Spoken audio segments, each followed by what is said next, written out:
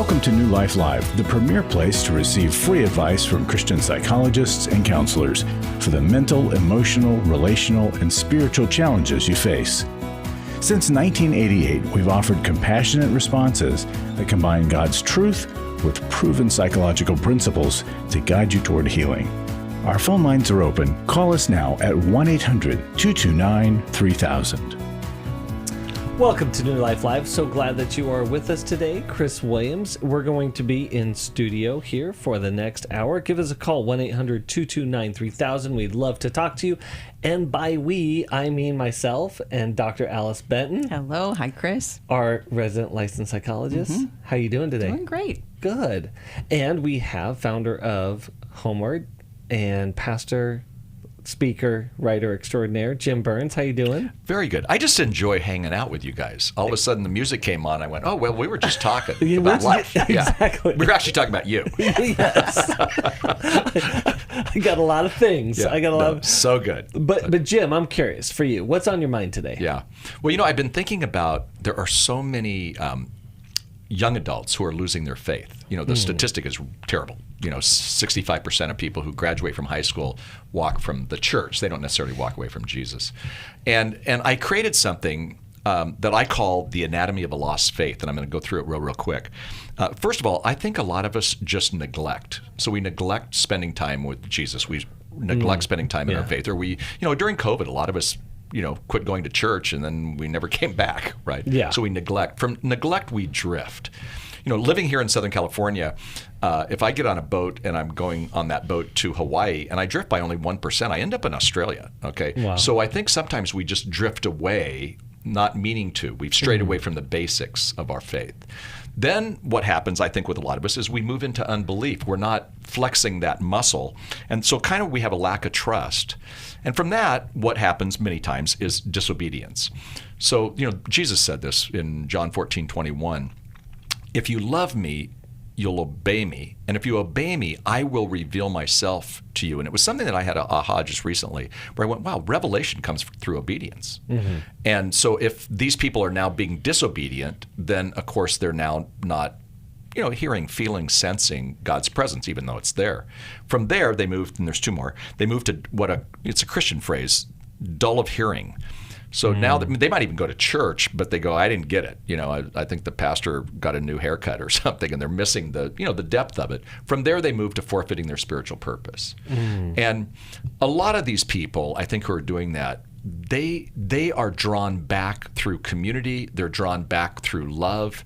And we get mad at especially if they're a family member, and we shun them or whatever, and that's a terrible thing to do. The bottom line is they're still asking the question, do you still love me, even then? And I think that's a question some of us have for God sometimes when we go through that process. Do you still love me, God? And, I love the words in the scripture that talk about unfailing love, unconditional love. And that's what draws us back.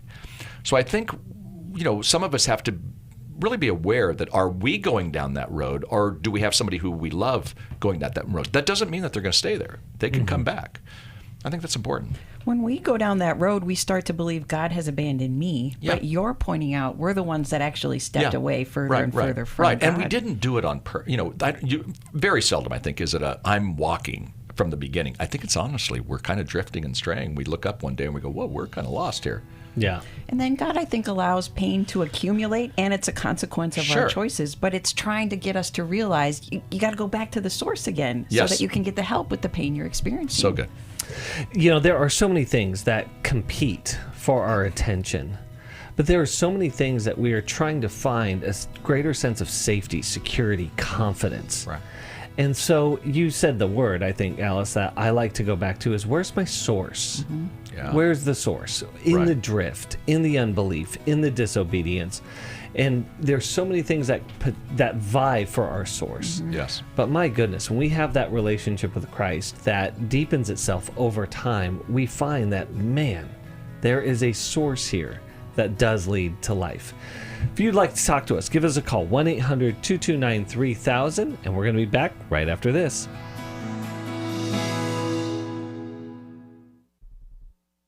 Restore, gave me strength.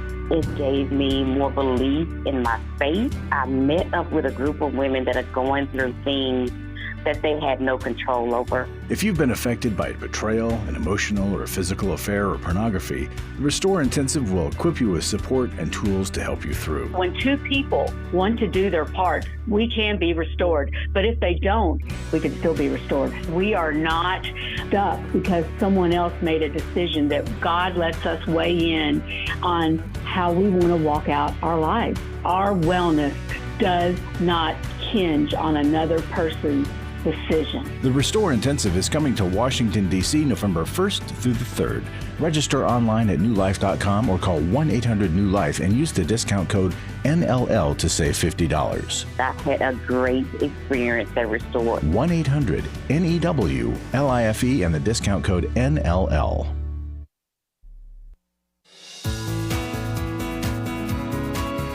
To find out more information about New Life or to order any of the resources mentioned on today's program, call 1-800-NEW-LIFE. Now back to New Life Live. Welcome back to New Life Live. We are so glad that you are with us, and we're going to go right to the phones. We're going to go to Elizabeth in Louisville, Kentucky, listening on the app.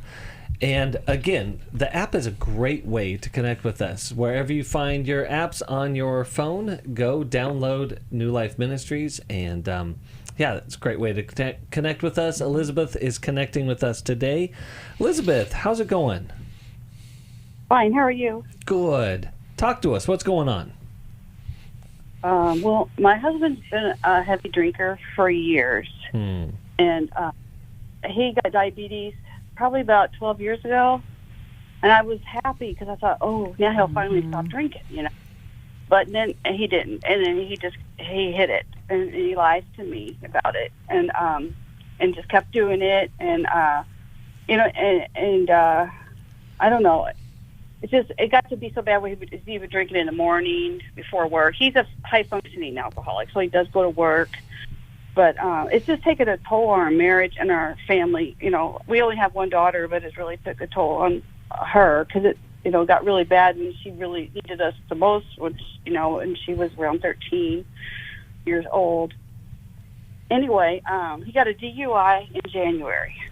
Okay. So I thought, oh, you know, again, I got happy. I thought, I know it's bad to get happy, but nobody got hurt. It wasn't. He didn't even have an accident. Anyway, but I thought, oh, he'll finally stop, and so, but he hasn't. And so I just found some things he had hidden because he's out of town on a business trip, and I found a lot of bottles that he had, you know, hidden. So I thought, oh no, we're starting again. Yeah. So it's like he just can't. He's been to an outpatient program, and then he, you know, had to do some DUI classes, and he had that interlock device put it in his truck, and I thought for sure he wouldn't do it again, but he is. His bottom is so low, Elizabeth. The pain is accumulating, but it still is not enough for him to really get the help to quit drinking. And how distressing for you to keep watching this happening. Your hope keeps getting pushed down the road. You mentioned your daughter. How old is she now? Now she's 20, going to be 23 next month, and she's transgender. And I really think a lot of that happened, well, because of, you know, the problems. You know, she was going through things, and we weren't really there for her. You know, especially he wasn't. He was, you know, he would get angry. Little things would set him off, and he yelled a lot. And I think it just really affected her. And so we both been wanting him to stop. She and I both. And I mean, does alcoholism run in his family? Well, his mom always said it did. His grandpa, was an alcoholic, and she was always about him. And so his grandpa even committed suicide. Wow. Yeah, I think. Oh, anyway, while he was drinking. And Elizabeth, of course, you want him to stop. And what's your question for us about this? Boundaries. I don't know what to do. I don't know. I know I can't change him, and I just need. I feel like I pray for him. I got to protect. I can't. I don't want to enable this in any way, and I really worried about his drinking and driving. That's my big thing. I even called today and got umbrella insurance so that I cover in case he does, you know, hurt somebody or does physical damage. to somebody, or their vehicles or whatever. Because he got lucky before. He fell asleep at a stoplight. But of course, you see more disaster coming, and you want to protect your family from it. Yeah. Would you tell us what kind of professional support are you receiving? None, really. Not yet. So Elizabeth, have you ever been to Al-Anon? I just was behind. No. Oh, I just went to one class. Mm-hmm. I should probably try that again. Yeah. Yeah. Well, I think you're right. I think you need a plan. And the plan, you're probably not the one to make up the plan. So this is where we need help, by going to Al-Anon, by talking to a counselor who can actually create a plan for you, where you do have some of those boundaries and where you do have the conversation. And, my dad was a high-functioning alcoholic, and somebody helped me, and I ended up getting him again to a treatment center. Your husband has tried this, but I got him to a treatment center, and at 68 years old, he went sober. To no benefit of my own, but I didn't know how to do that, and that's my background. And I'd already written a book called Drug Proof Your Kids with Steve Arterburn. And this person looked at me and said, "You're not doing this right. Here's how you do it. There's some simple steps." So that's where I want to suggest that you get as Alice said, that you get the help you need with a professional who knows this stuff, and also that you start going to some Al-Anon meetings. Don't try it just once, but it becomes a part of it's a part of your life right now, and it has been. And who knows? Maybe your daughter can even help in that process. That might help her as well, not just with her relationship with her dad, but it might help her with her own life, because you learn some really healthy things when you're around people who are trying to get well. I think, that's really good. That's really good. And I think that I'm going to confront a phrase here, though. It's kind of one of my pet peeves. Yeah. So, Alice, I'm triggered by this word, high-functioning alcoholic. Yeah. In my experience with working with, I don't know, hundreds if not thousands, that's not a thing. Yeah. That doesn't exist. Yeah, it's interesting. Yeah. Because a lot of us use that because they can still work. Yeah, but they're not good at relationships. You're right. Yeah, because they draw a paycheck. Right. Right? And they can keep, but that's actually part of the problem. Interesting. The biggest problem with many people who are alcoholics is that denial, minimization, rationalization, justification keep it alive and going really well, where there can't be a bottom, because there's always an excuse. Well, I went to work, I showed up on time, I got the job done, I drew a paycheck, so you can't complain the fact that I'm absent from your life. You can't complain about the fact that I'm short-tempered and can't emotionally regulate my life. And so it's so ironic that, I'll lose relationship with my family and everything close in my life. I will put myself and other people's lives at risk with drinking and driving, but I'm a functioning alcoholic. Right. Wait, what? That's good. Yeah. What would you call them? People who are, because some people can't function, but some people get the paycheck and they do that. So how would you describe that? You just described it perfectly, but what is there a phrase that you use? There's not really a phrase that I use, but what I oftentimes do in confronting behavior is confront the behavior. Yeah. Because we have to understand that whether it be destructive relational behavior, whether it be an addiction, is that we do like the labels, and they can be helpful to explain something. But what labels are incredibly ineffective in doing is helping a person understand what's actually going on. And so, because again, going back to the defense mechanisms that exist around things like addiction or alcoholism, and that is, my liver's failing, but I'm drawing a paycheck. We can go on and on and on and on. So the paycheck becomes the cover-up for everything else. That's just a part of the denial. So when we are able to go to the addicted person and be like, "You're absent from my life and your abandonment hurts me. Your drinking and driving puts me and other people in incredible risk and danger. That is irresponsible. That is not okay." Then, Elizabeth, that we can start setting boundaries. So good. Because the boundaries exist around that which is dangerous and the dangerous behavior. Yeah. So, Elizabeth, you kind of you sounded a little embarrassed that you celebrate when your husband has problems, And yet you have a good gut instinct there. You know he needs more problems in his life. Otherwise, there's no way he'll stop drinking. And so we actually want to help you enhance that and even allow more consequences to come into his life, because consequences are what have the best chance of turning a person's stubbornness and denial around. And we're going to give you an example of that or two, but it sounds like you want to say something. Go ahead. Oh no, you're right. I did feel bad about celebrating those things, but I mean, yeah, it got so bad I started praying. I was like, God, whatever it takes, but I didn't want anybody to get hurt, and that's what happened. You know, it happened at a stoplight. He fell asleep at a stoplight, and it's like a miracle his foot didn't come off the brake, and he didn't hurt anybody or himself. Elizabeth, part of what Al-Anon will teach you, and a good interventionist will help you set up, is allowing more pain to come in to try to wake him up. And we do that in a couple different ways. Interventionists will help you and your daughter to describe how awful life has been due to his alcoholism. And sometimes, if a man has a tender heart, sometimes that can generate the necessary godly sorrow that leads to repentance. But mostly we're stuck in worldly sorrow and we just shift the blame to somebody else. So it may also necessitate you beginning to step away from your husband. I will be in close relationship with a sober man who's in treatment, but I can't keep making dinner. I can't keep being emotionally intimate, sexually intimate with a man who's not getting help. And again, a good therapist will help you determine how best to start bringing up those boundaries. You might even have to go as far as saying, husband, in order to protect you and other people on the road, if you get into the car and turn the ignition on and I know you've been drinking, I will call the police. And I do it because I care about you and I love you. But Elizabeth, we know it's terrifying to try to implement these things. And you need a whole community of people around you who are guiding you and saying, this is the correct, right thing to do. This is the tough love that's necessary for someone who's this deep in addiction. So you may be intimidated by what I'm saying. I wouldn't be surprised. That's why we want to get you in with that professional support with people who have walked this path and know that these things give us the best chance of breaking through the addiction. Okay. How are you holding up with what you're hearing from me? No, I think you're right. Yeah, that's good. And I do it on my own. I don't do. Yeah. And Elizabeth, to reiterate, just what Alice is sharing with you is that this is difficult.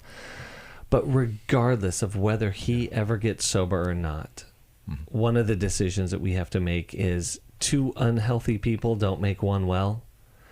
There's a contagion in alcoholism. That's why Al-Anon is so important.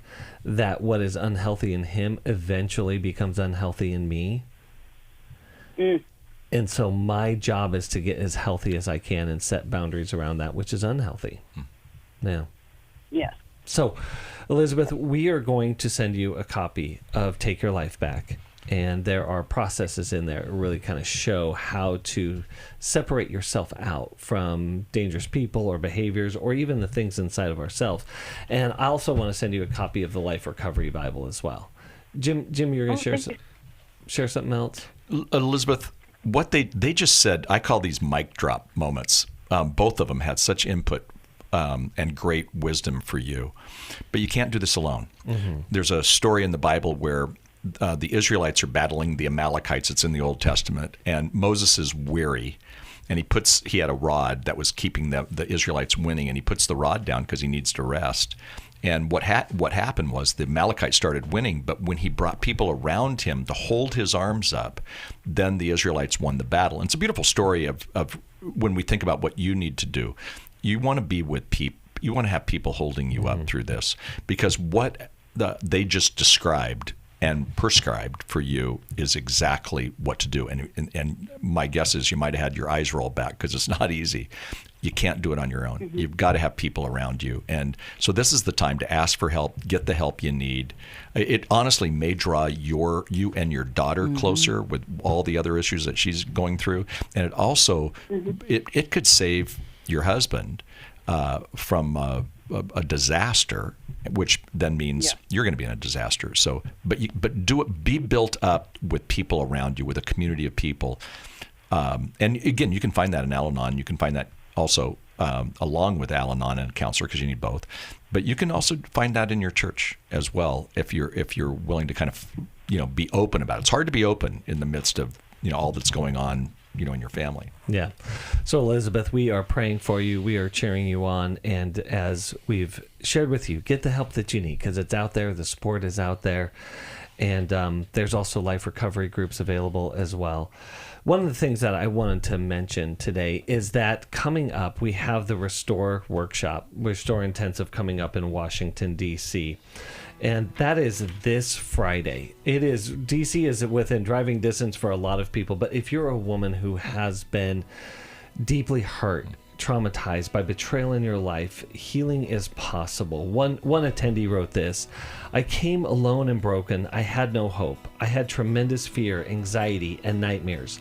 I had no tools and no idea what my future held. But I'm going home with tools, a plan, and hope. This workshop helped me see that I am not the problem, that my husband's choices are not my fault.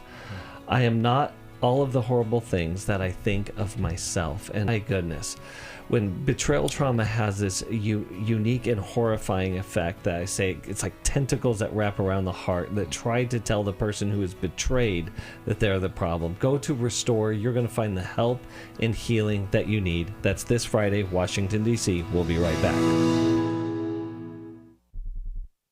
When you give to the New Life Scholarship Fund, you're giving someone hope for a brighter future. I was kind of in the closet and hid with my struggle.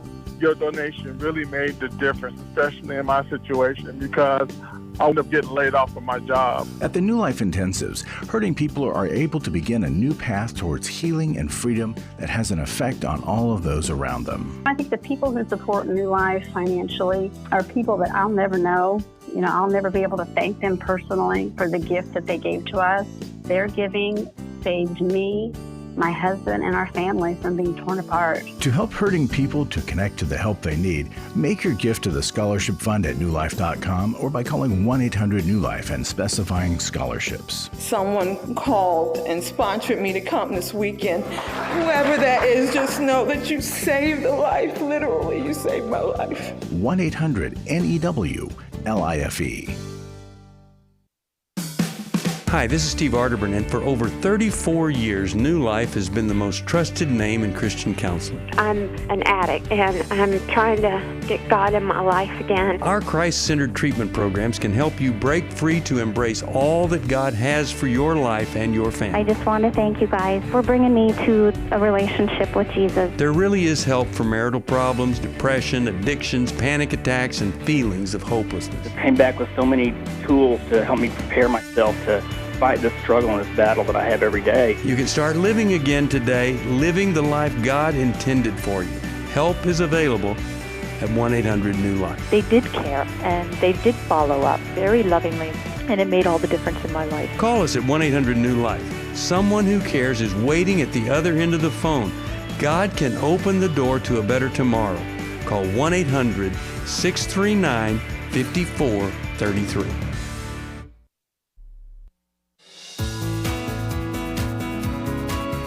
We'd love to hear from you. If you have a question or a comment, call toll-free 1-800-229-3000. Now back to New Life Live. Welcome back to New Life Live. So glad that you're with us today. Myself, Chris Williams, Dr. Alice Benton, Jim Burns. Jim has a new book out, A Student's Guide to Sexual Integrity. And Jim, I've already been using this book in discussions with my sons. Wow. My older one is now reading it. So wow. I am, and I've got my copy yes. for an autograph later. Yes. Don't leave without signing it. Absolutely.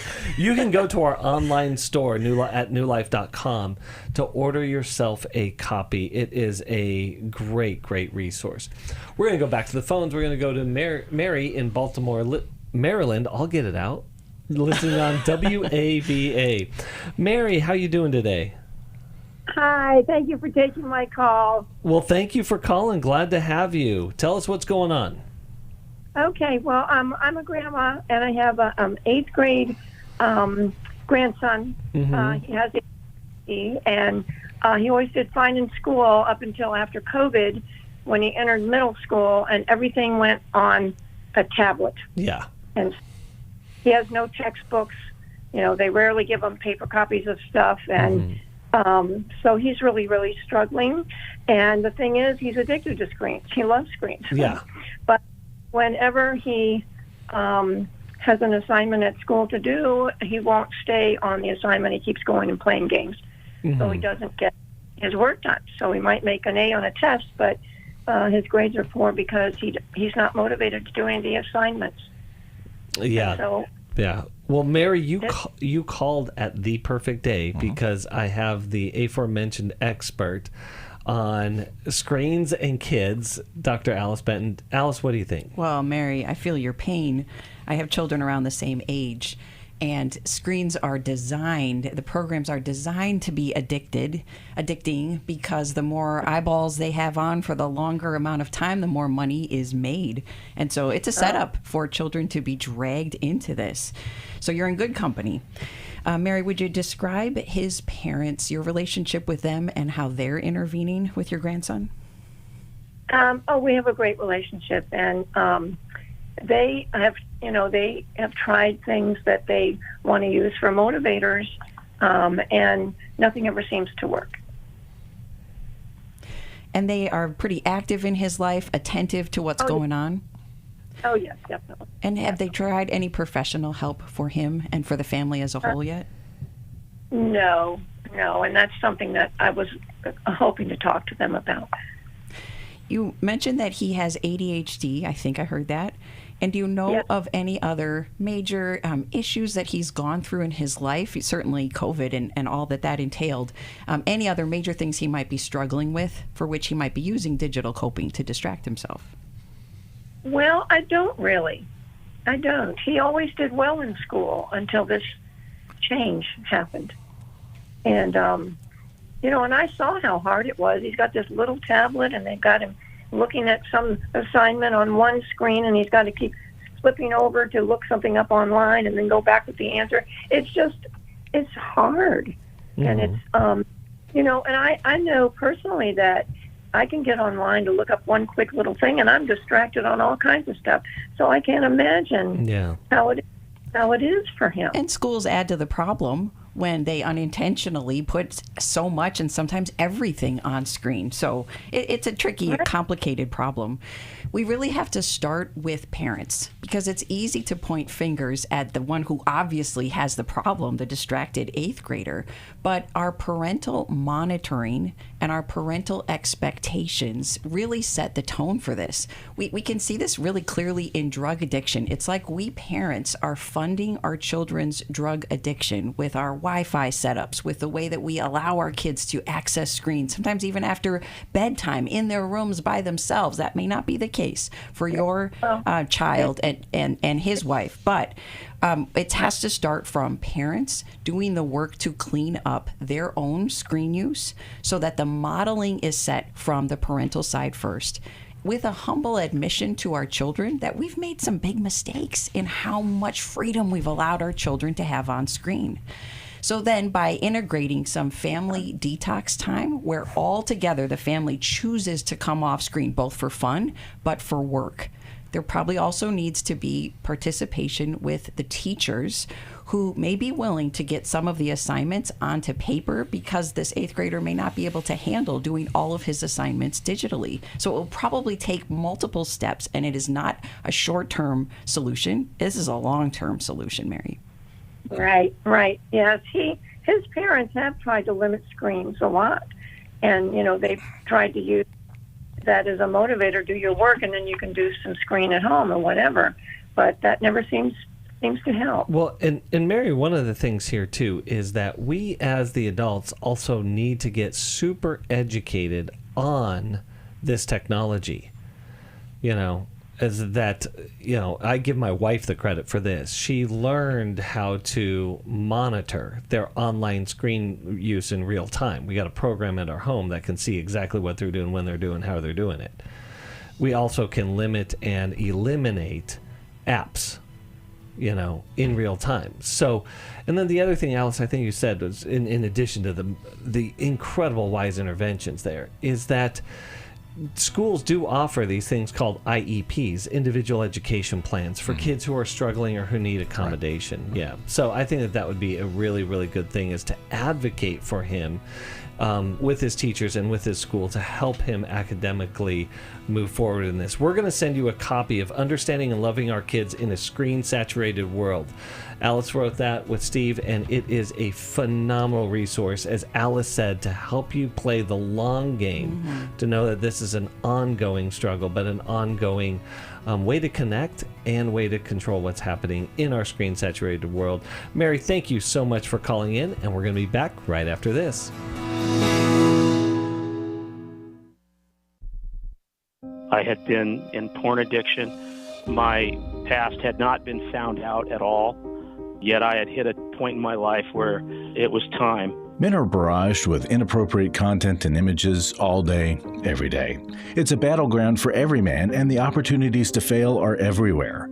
The Everyman's Battle Intensive can help. I never divulged what I'd been doing. Find help today at New Life's Everyman's Battle Intensive. This is a place that changed my life in such a positive way for Christ, because I could be the Christian man that I'm called to be. Now the intensive is coming to Dallas, Texas, December 6th through the 8th.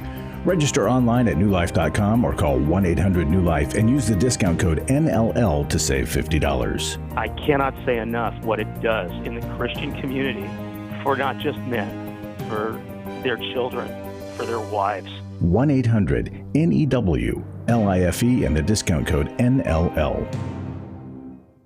I was sort of vaguely familiar that the 12 steps had some origination in the Bible. I found Life Recovery, and one of the things I liked so much was that it had such a broad appeal. It wasn't limited to just alcohol or drugs, that it was addressing a wide range of problems. At New Life, we believe everyone can benefit from a life recovery experience. There are life recovery groups all over the country. They take place online, in conference calls, and in person. And if there isn't one in your area, we can help you start one. We have startup materials, leaders' guides, CDs, Bibles, and more, all with discounts available for groups. Call us at 1-800-NEW-LIFE and ask for Terry Ward. The 12 steps have long been a great help to people in recovery because much of the 12 steps' power comes from the fact that they capture principles clearly revealed in the Bible. The 12 steps is really a pattern for all of us as Christians. Call 1-800-NEW-LIFE. That's 1-800-639-5433. We're glad you joined us for New Life Live. To be a part of the program, call 1-800-229-3000. Now back to New Life Live. Welcome back to New Life Live. We have a couple of segments left. If you want to give us a call, please do, 1-800-229-3000. I just also want to mention we have this great program, which is our monthly donation program that really helps support us tremendously in doing what we do, called Club New Life. One of our Club New Life members wrote in and said this. She says, I've been listening to New Life Live for a long time. I value the Christian perspective concerning mental health, family issues, marriage, and parenting advice. You are so wise, kind, and compassionate to people that may never have access to counseling. Mm-hmm. New Life Live helps me to understand that God loves me because he has made me. Even though there's times I've struggled with self-worth due to my father's abandonment, or I've made poor choices and mistakes, I can always come back to the fact that God loves me and he is my rock. I've learned that my identity is in Christ, and I've learned from the program what it is to have healthy relationships and also what unhealthy relationships look like. She said, I didn't learn this as a kid. She's in recovery for codependency. She says, I have a long ways to go, but with Christ's guidance and New Life Live, I'll be able to make more progress than what I could ever imagine. I appreciate you all so much. So being a part of this, we want to be generous and give to you. We appreciate your generosity and giving towards us. You can go online to newlife.com and donate there or join our Club New Life. We would love to have you be a part of that. Chris, that was actually what got me donating as a listener when I realized I've been getting years of free therapy and really benefiting from it. Yes. I haven't given a dime back, so that helped me to give. It was past time to give. Well, and I just think that there's a joy in knowing that when we're giving to ministries or we're giving to these programs, is that we are a part of it. And that's what I want people to know, is that you are a part of this work and an essential part of this work. Well, with that, guys, we're going to go right back to the phones. We're going to go to Debbie in Washington, D.C., listening on Sirius XM. Debbie, how's it going today?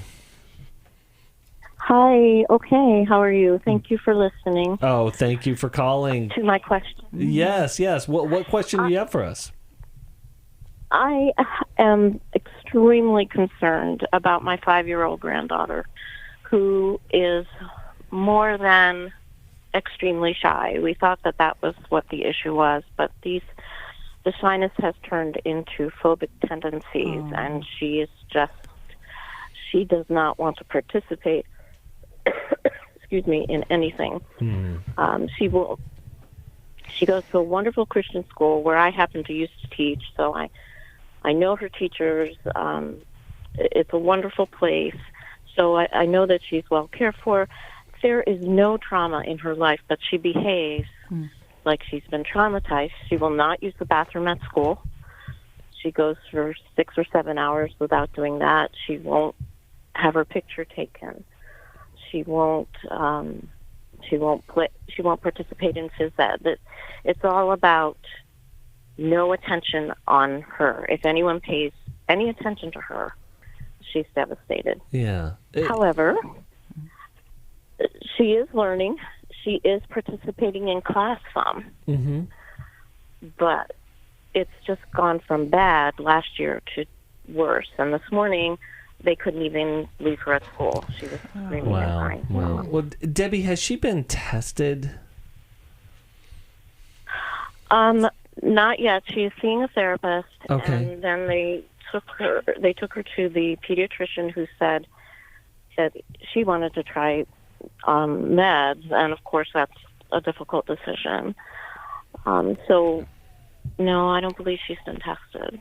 Yeah, because I just think, in a much different say, we were just talking about this at the break, how we were talking about an individual education plan for a previous caller, and I was saying that my younger son had one that we figured out through some testing what was going on with him, that was able to make some accommodations. And so some of that testing that allows them that psychological, behavioral, helps us maybe see if there's something deeper going on here. Right. We call it an assessment sometimes, Debbie. And an assessment is something where, they come in, somebody who really knows what they're talking about comes in and tries to assess, why is your granddaughter doing this? And they take some of those, and it's amazing that they can do this with a 5-year-old, but they do take some tests, and they're kind of fun. It's not a traumatic moment usually for kids. And, you never know. I mean, it may be something that there's an aha breakthrough, and there may not be, but you sure want to go in that route right now to kind of see if there's anything that you can say or do. Plus, you don't want to, it sounds like, no, there hasn't been trauma, but you also want that is in an assessment. They will walk through some of that. Was there something that she saw or heard that you guys aren't aware of, too? Right. Okay. Debbie, I do believe there is always a reason why a behavior is taking place. It can be incredibly difficult to figure that reason out. But I've had folks in therapy for years who won't reveal some key event that they have gone through until they've developed trust with me for over a year or more. And sometimes it has shocked me to think, why did you hold this back for so long? But certainly a 5-year-old, very limited time, and you believe she hasn't gone through anything. But I would suspend the certainty that there absolutely hasn't been any trauma. And there is something called small t trauma, which means that it wasn't an obvious occurrence that injured her, but it might have been a smaller circumstance. It might have been a bullying at school that was subtle. It might have been something she saw on screen or in a book. It can be surprising how much impact those kind of occurrences can have. I also want to recommend Dr. Daniel Amen's clinics, because he does a brain scan. And if something hasn't happened to her that left obvious emotional trauma, there can be abnormalities in the brain. There can be brain chemical imbalances that just a child can be born with. There can be traumas experienced during pregnancy. So if her mom went through something, if there was parental stress during and around the time of conception and throughout the pregnancy, those can actually have an impact on the child too. So exploring medically, psychiatric, physical, and psychological. If you do all of those things with prayer, it is so likely that the answer will become evident. And then behavioral therapy can help a child break through shyness little by little. So it's great that you have her in therapy already. Yeah, that's really, really good. Okay. And Debbie, I also find this. Okay. Yeah, there's one other thing I want to give to you and her parents. And this is the hardest part, at least for me, when I see my kids struggling with something that that could be serious. And that is my freak out button I've got to learn to put away. And so if I carry too much anxiety around their issues, that anxiety becomes contagious for them. Now, there is this balance, right? That I want to take it seriously, but I also want to convey confidence. Right. You know? And so the confidence comes in the fact that, hey, we're calling a radio show. Hey, we're going to figure out what this is. We're going to consult some specialists in this area. And that as the adults around the child convey confidence and support, as well as taking it seriously at the same time, that provides a stronger foundation for the child to say, internalize the message that says, hey, I might be struggling with something, but it's okay, and we're going to figure it out. It's why we usually address children's behaviors as a systemic family issue, because parental behavior impacts how a child reacts. And so even if you're the child's parents, even if they're doing everything right, they can certainly fine-tune their reactions to her shyness and to her anxiety so that what they're doing is setting her up best for breakthrough from her fear. Yeah. It's a systemic issue normally. Yeah, and we have to be careful also how we even have conversations, because a 5-year-old's listening to mom and dad or grandma and grandpa. I'm aware of a young child who at 7 had trouble going use the restroom because had overheard grandpa and dad talking about the fact that now they let people of the opposite sex be in those restrooms. Well, they misunderstood. The 7-year-old misunderstood. And so sometimes even just that, when you called it your freak, sometimes we're freaking out and we're not even talking to the 5-year-old, but the 5-year-old's listening, and the 5-year-old doesn't know how to handle the conversation. Yeah. Right.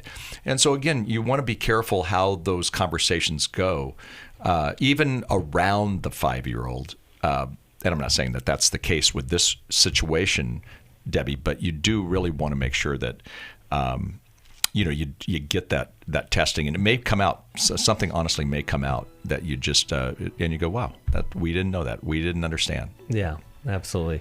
Well, Debbie, thank you so much for calling in. One of the things I love Jim, you're one of these guys. I love involved grandparents.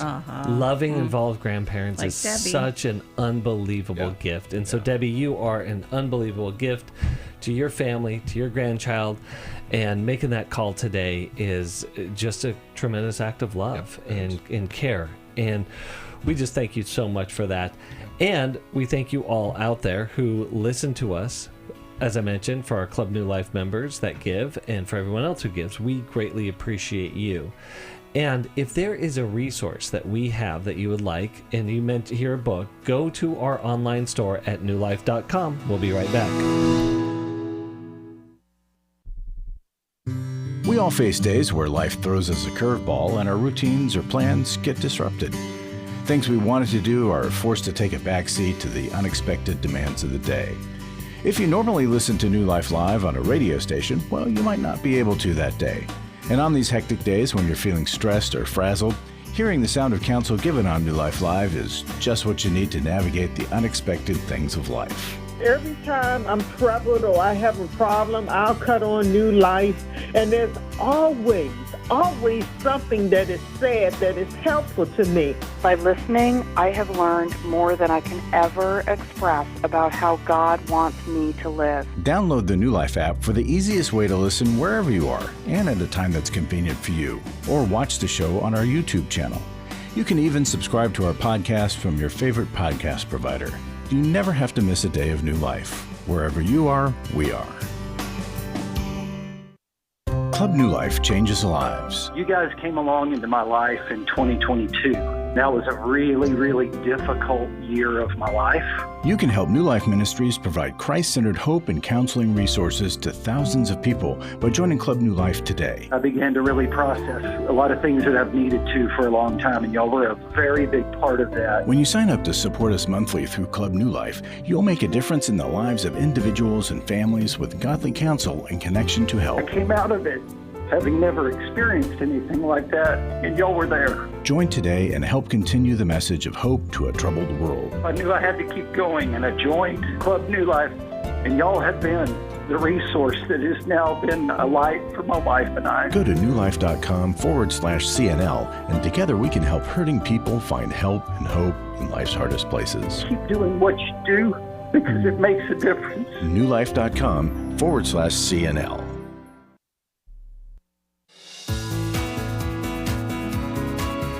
To find out more information about New Life or to order any of the resources mentioned on today's program, call 1-800-NEW-LIFE. Now back to New Life Live.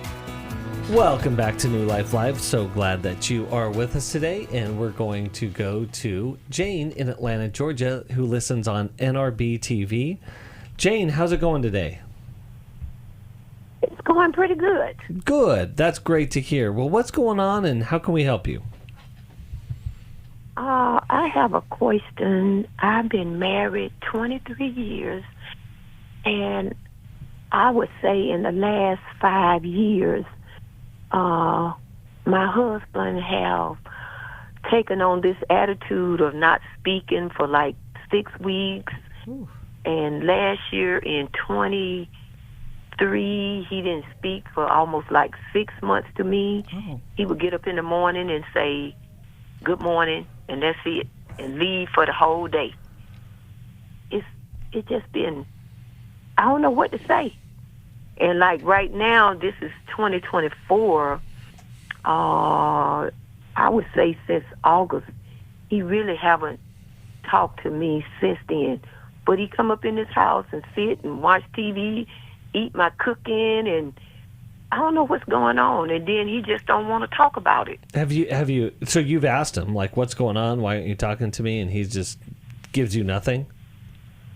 He says, it don't get nowhere. Whatever he say to me in a way, it just don't, I don't listen, or it just don't get anywhere.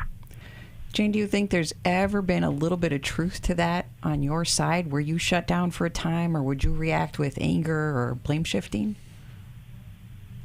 Well, I admit to my wrongdoings, but I'm not a person that shut down for so long. And then I just give him an opportunity. If he don't want to talk to me, then I'm just not going to talk to him. It is absolutely extreme what he's doing. 6 months is a shocking amount of time. And we know that that kind of cold shoulder is so detrimental to the relationship. It's one of the horsemen of the apocalypse, a relationship expert calls it, because it's intolerable to live under that. As you said, you admit your wrongdoing. Would you tell us one wrongdoing that has perhaps hurt your husband's ability to open up with you? How have you hurt him one way? Well, one time he said, I didn't give him an opportunity to be a man. I'm like, how is that? So you're not sure what he meant by that. You're not quite sure what you've done that has led to... Right. Okay, all right. And sometimes he might say, you don't ask me, can you do this or can you do that? You just say to yourself, well, I'm going to do this, I'm going to do that. But I have asked him several times. I guess it's just a lot of stuff that probably going on within him, and he said we are two different people, and I said I understand that we are two different people, you know. So we grew up two different ways. So Jane, can I ask a different question? Sure. Do you suspect that there is any extramarital affairs or pornography going on here? In a way, I don't. Okay. Because both of us are supposed to be Christians, so. Well, hold on. That, So Every Man's Battle is a Christian program that not all, but most guys who attend are Christian. Mm-hmm. So addiction doesn't care about your faith. Okay. You know, and guess what? I got it. Sin doesn't either. That's true. Right. So I'm not saying he's doing any of this. I'm just saying that, like, we're trying to figure out, like, as Alice was saying, this is extreme behavior. Jim, what do you think? Very extreme. Let me ask you a question. You know, the word intimacy means connection. And so you're obviously not experiencing emotional intimacy. Do you experience any physical intimacy with him during these breaks? None. Yeah. None. Yeah. Well, there's going to be, None. when that happens, there's a story behind the story. And I don't think you've yet found that story behind your story. And I'm not saying that it is, you know, as Chris said, I mean, as he talked about, I mean, you know, maybe he is involved with pornography or he's had a relationship. I mean, I'm not telling you that that's the case. I'm just simply going, there's a reason for these actions. And I would make sure that if I was you, I would today get involved with a counselor, have that counselor help you walk through a plan and some discussions, because you can't keep living like this. This isn't the way to do it. He's got a good deal. He's got somebody feeding him, and you know, he's got a place under he's got a roof under his head. But something you want to move toward intimacy. And sometimes to move toward intimacy, it does take some conflict and it does take some confrontation. So I would strongly suggest that you, with the help of a counselor, and you said you're both Christians, so there may even be a breakthrough that could happen, with God's presence. So keep praying about that. But at the same time, I would get a counselor, and I would share that with a counselor. That counselor can help walk you through this to maybe try to find out what's the story behind the story. Jane, you have a superpower, which is that willingness of yours to be humble and to acknowledge you've been imperfect. That can break down a lot of walls. So I suggest you go back to your husband and only say what genuinely pertains to you. But here's the example. Husband, you know what? I realize I have been very self-sufficient. So there were long periods of time that I didn't ask for anything from you. Maybe that hurt you. Or I can be kind of avoidant and not talk about the problem going on, the rupture going on between us. You know what? Sometimes I probably didn't listen to you all that well. I want to learn how to be better. And so I wonder, if I just sat here quietly and took notes, would you tell me what it's been like to be married to me?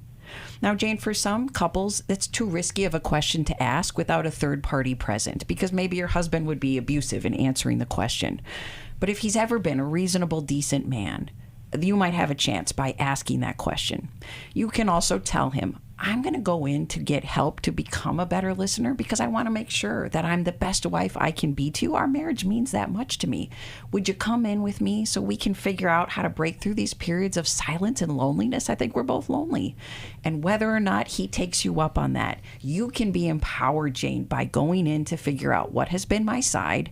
And if my husband won't change, what can I and should I do about this? Because I don't want to put up with this silence for another however many years. Yeah. And if I could add to that, Alice, because I think that's really important. It's so key that we really begin to look at and own what is on our side of contributing to unhealthy relational patterns. I think there's this other side, Jane, is I think you've been denying what it means to be married to you. And I think that there needs to be clarification on, hey, this is what a marriage is, and here's what it means to be married to me. But giving me the silent treatment for 6 months is not what it means to be married to me. So, and I think that to reiterate what Alice was saying, that becomes like, hey, what we have right now is an arrangement, but it's not a marriage. No. And I'm in it for a marriage. So here's what I'm going to go do, and I would love for you to join me in doing that. And it is possible he's been falsely accusing you and putting the blame on you for his silence. But he's an adult man. He has responsibility to get help to and to address his side of the street. It's certainly not all on you, Jane. Absolutely. No. Jane, thank you so much for calling in. We are going to give you a copy of the book, How We Love. and that will hopefully show you some really good, really strong patterns underneath these relational dysfunctions. We pray that your marriage would go on the right track, that you guys would come back together and figure out what's going on and be on that road to healing and health.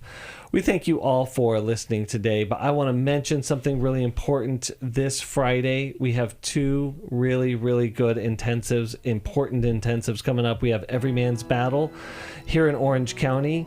And if you're struggling with sexual integrity, please sign up for that. If you've been impacted, if you're a wife, a woman who's been impacted, we have Restore again in Washington, D.C. You can go to newlife.com/events to sign up for that.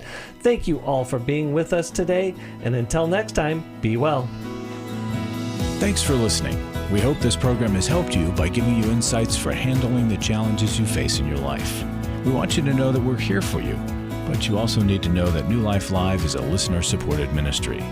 To make your donation or to get any of the resources mentioned on today's program, call 1-800-NEW-LIFE. That's 1-800-639-5433 or online at newlife.com. Please join us again tomorrow for New Life Live.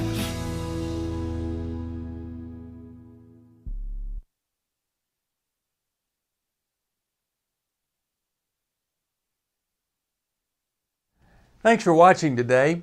We love helping people. I hope you sense that. And we know that there's always hope if you find the right resource. Now, if something we've said to somebody else applies to you, that's fantastic. That's what we're hoping for. But also, if you want to join us directly, you can call 1-800-229-3000 between 1 and 3 Eastern Time, Monday, Tuesday, and Wednesday. Those are the best times to get through.